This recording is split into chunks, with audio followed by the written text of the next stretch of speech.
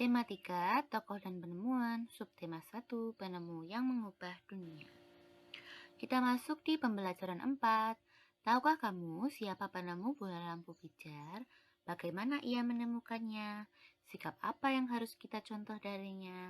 Yuk kita cari informasinya bersama-sama. Ayo membaca. Bacalah bacaan berikut ini. Pause dulu videonya. Baca pelan-pelan dan pahami isinya. Bacaan ini merupakan teks eksplanasi ilmiah. Judulnya Thomas Alva Edison, sang penemu bola lampu pijar.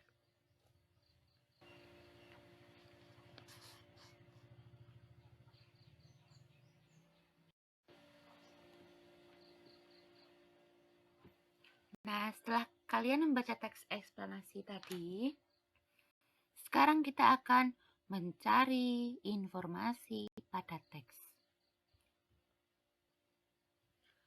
Paragraf 1, ini isinya adalah topik masalah. Apa yang dibahas pada teks di atas? Yuk kita cari di paragraf 1. Apa yang dibahas? Coba jawabanmu apa? Jawabannya adalah ini. Penemuan bola lampu pijar oleh Thomas Alva Edison. Jadi topik masalahnya adalah penemuan bola lampu pijar oleh Thomas Alva Edison. Lanjut paragraf 2 yang merupakan deret penjelas. Siapakah Thomas Alva Edison? Nah, sudah jelas di sini.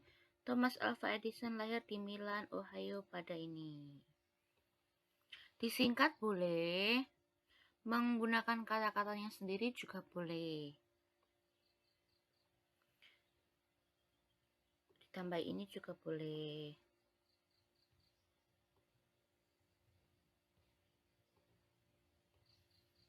Ditambah ini juga boleh.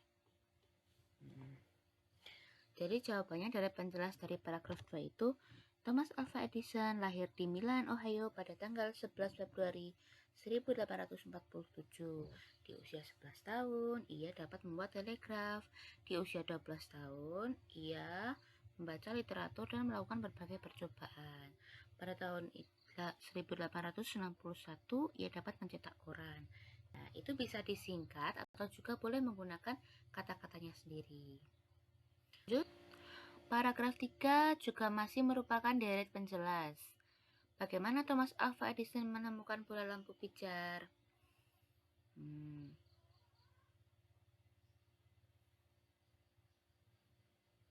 Nih, ia melihat dunia butuh penerangan. Ia menghabiskan waktu selama 2 tahun serta dana yang cukup besar untuk mengembangkan penemuan. Pada tanggal ini, lahirlah lampu pijar listrik pertama yang dapat menyala selama 40 jam. Nah, ini deret penjelasnya yang dari paragraf 3. Lanjut paragraf 4 yang merupakan kesimpulan dan pesan atau pendapat pribadi dari penulis. Apa yang dapat kamu simpulkan dari sikap Thomas Alva Edison? Sikapnya apa saja? Kegigihan, terus rasa ingin tahu yang tinggi, dan sikap pantang menyerah dari Thomas Alva Edison mampu mengubah dunia menjadi lebih baik. Nah, itu tadi adalah informasi penting dari teks eksplanasi ilmiah. Diingat-ingat ya, terdiri dari apa saja? Yang pertama, topik masalah. Yang kedua, deret penjelas. Yang ketiga, kesimpulan atau pesan atau pendapat. Jadi, topik masalah itu juga disebut dengan pernyataan umum. Lalu, deretan menjelas. Lalu, penutup yang berisi kesimpulan dan pesan atau pendapat pribadi penulis. Jadi, sama saja ya. Dan tugas yang di pembelajaran 3 tadi sama seperti ini cara mencarinya ya. Lanjut. Sekarang buka LKS tema 3 halaman 14. Kita akan belajar dan memahami bersama-sama tentang hak dan kewajiban sebagai warga negara. Sebagai warga negara, kita memiliki hak untuk mendapatkan pendidikan. Dengan pendidikan, kita akan mewujudkan cita-cita kita. Hak dan kewajiban harus berjalan seimbang. Artinya, kita tidak boleh terus menuntut hak tanpa memenuhi kewajiban.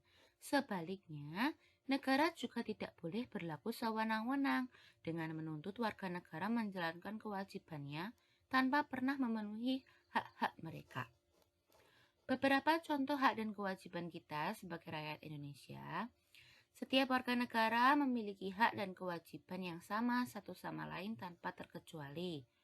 Persamaan antara manusia selalu dijunjung tinggi untuk menghindari kecemburuan sosial yang dapat memicu berbagai permasalahan di kemudian hari. Nah, sekarang kita bahas bersama-sama. Yang A itu ada gambar anak perempuan naik sepeda. Ika mendapatkan hadiah ulang tahun dari ayah dan ibunya. Hadiah ulang tahun itu berupa sepeda yang sudah lama diinginkan Ika selama ini. Bagaimana sikap Ika setelah menerima hadiah? Ayo tadi bagaimana? Hak dan kewajiban harus berjalan dengan seimbang. Jadi setelah kita menerima hak kita, hanya Ika tadi apa? Ika berhak menggunakan sepeda yang dari hadiah ulang tahun dari ayah dan ibunya. Dia telah mendapatkan hak untuk memakai sepeda. Lalu kewajibannya apa? Kewajibannya dia harus merawat sepeda itu dengan baik. Seperti itu ya, hak dan kewajiban harus berjalan dengan seimbang. Setelah mendapatkan hak, kewajibannya juga harus dilaksanakan. Lalu contoh yang kedua, Dani meminjam buku di perpustakaan. Ia mendapat buku yang dicari-cari selama ini. Dani memiliki waktu selama 7 hari untuk membaca buku tersebut. Bagaimana sikap Dani setelah boleh meminjam buku dari perpustakaan? Hak dulu, kita bicarakan hak dulu. Hak, Dani telah berhak membaca buku yang dipinjamnya dari perpustakaan. Nah, itu haknya. Lalu kewajibannya apa?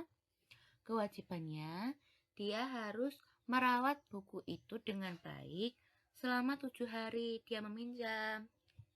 Nah, itulah yang dinamakan hak dan kewajiban harus berjalan dengan seimbang.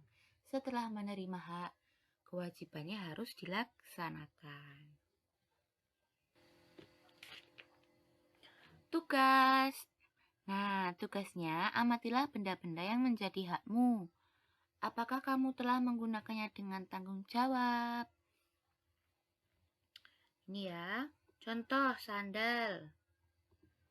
Bagaimana kamu menggunakannya? Digunakan dengan baik. Bagaimana kamu merawatnya? Apakah kamu sudah bertanggung jawab dalam melakukannya? Jawab sudah atau belum gitu. Apa manfaat ketika kamu bertanggung jawab?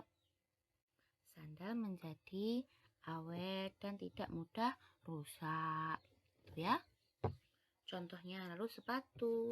Ada apa lagi yang menjadi hakmu? Benda-benda di sekitarmu saja. Seperti contohnya buku, lalu pulpen. Carilah benda-benda ini sebanyak kotak ini ya. 1, 2, 3, 4, 5, 6, 7. Lalu, nah, simpulkan juga. Tulis di buku tulismu, apakah kamu sudah menggunakan barang-barangmu dengan bertanggung jawab? Apa manfaat ketika kamu bertanggung jawab terhadap barang-barang yang menjadi hakmu? Apakah kamu sudah bertanggung jawab atas hak yang sudah kamu dapatkan? Ini juga ditulis ya. Dikerjakan. Orang tua kita telah memberikan hak kepada kita untuk menggunakan barang-barang seperti sepatu, sepeda, dan lain-lain.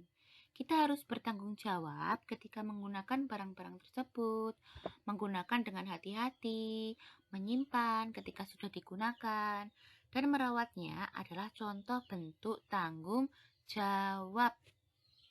Ketika kita bertanggung jawab, maka barang-barang tersebut dapat kita manfaatkan dalam waktu yang lama. Nah, ini dia hubungan dari hak dan kewajiban.